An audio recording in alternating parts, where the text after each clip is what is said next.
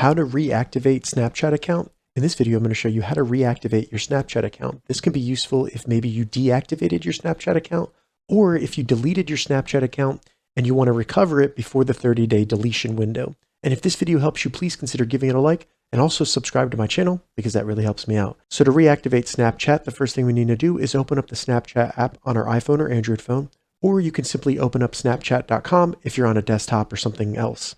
So I'll open up the app. Once you get in the app, select login. It might already have your username there. So first you want to make sure that your correct username is there and then enter your password. If you forgot your password, select forgot your password and go through the steps to recover your password. Once we've entered our password, select login. You'll then be given a window that says, do you want to reactivate your account because it's currently deactivated? Simply select yes, then select OK. And from there, you just need to wait a couple minutes, maybe up to 10 minutes for them to reactivate your account.